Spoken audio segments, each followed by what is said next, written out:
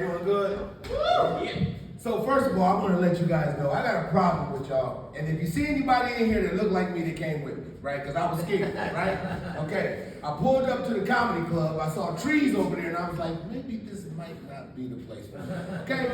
So growing up in Buffalo, New York, moving down south, coming down here, you know, you guys got to get your kids out. You Caucasian people got to get your kids out to see people that look like me.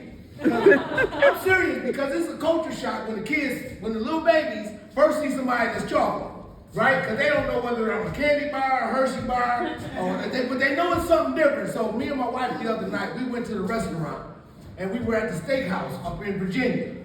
And we walked in, and there was nobody there that looked like us. But we were hungry, you know, and you know, they got sundowner town, so we go and sit down, and I immediately asked the waitress, I say, is there a night where there's people that come here that look? She's like, no, you guys are kind of rare.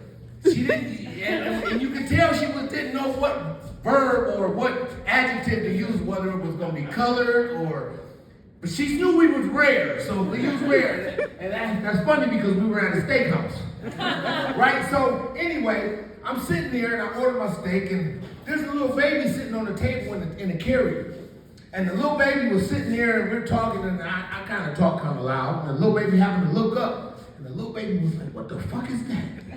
You know what I mean? Because it was really, and it's so innocent, there's no racism. The baby just ain't never seen nobody with a tan like mine, right? So we ate, and we left up out of there, right? So I'm gonna tell you, growing up in New York, I moved down south, moved to Charlotte, and I was worried because you hear all of the rumors about racism, and you get scared, and you know, you want to protect yourself. So I got a job. I sell cars for a living. Plug, we're in town, happen to sell at Bristol Chevrolet. They need a vehicle, come see me. But we were over I was in Charlotte, and I'm working, and I got to the job, and I was kind of scared. They gave me the job, and I put my head down, didn't really talk to anybody, didn't associate with anybody, and I just went to work. And I'm working. About the third month I was there, I went to the top of the sales board. And they had this lady there. Man, listen, baby, forgive me. But there was this blonde, blue-haired lady there named Becky. And she was built like a sister. I'm talking about rack, ass, everything, face. She was beautiful. And one Friday, we got paid. She came over to me. She talked with a real southern drawl. She said, Huggy, she said, I've been watching you. I said, well, shit, Becky, you know, I got to tell you, I've been watching you too, you know. She said, I've never been with a black man. I said, well, shit, I ain't either. You know, so she said, well, listen, it's Friday, you know, we got paid, let's go hang out. So I'm like, okay, it's third month in, I go hang out with her, right? So we go to a little spot, something like this. I go to the bar, and I order me a drink, order her a drink, and we're drinking, and she was like, well, this is boring, Huggy, let's go back to my place. I'm like, oh, shit, they about to kill my black ass.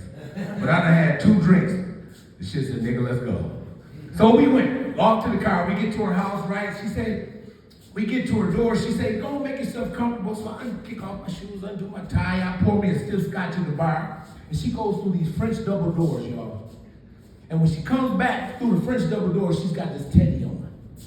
I'm talking about titty nipples poking through the holes, garter belt on, 6-inch stilettos, beautiful, right? And I'm like, they gonna kill my motherfucking ass. They gonna kill me for sure. But the scotch was like, keep on going, goddammit, keep going. So, she had ropes in her hand though, and it threw me off, right? Because I'm looking at the ropes, and I'm like, what the fuck is the ropes for? So I'm into a whole bunch of shit, you know what I mean? But the ropes, she said, Huggy, I want you to tie me up. So, you know, I went to work, and I tied up her hands and shit. I tied up her feet. And she was laying in the bed, spread eagle, just like this, right? And she had that curl that come down in her face, and she blew it up, and she said, Huggy, I want you to do what I heard you black men do best. God damn it, I took everything in the house. I She was talking about, Huggy, my mama gave me that TV. I said, well, tell her ass I said thanks. Right? So, now, funny thing happened, right? You know, I think that if God, you know, I think that God made a mistake, because I think if we all changed races once a month, we would treat each other different. You know what I mean? We'd be like, shit, last week I was Mexican. I had to walk to another motherfucking country, swim across the moat. Shit, I'm gonna treat the Mexicans better. It's like last week, man. I can't wait till next week. I'm gonna be white. I'm gonna go get me a car. I'm gonna have some good credit, goddamn. Matter of fact, I'm gonna get two just so I can have one when I come back around. You know, it's funny, man. Damn, this is a short time. Okay.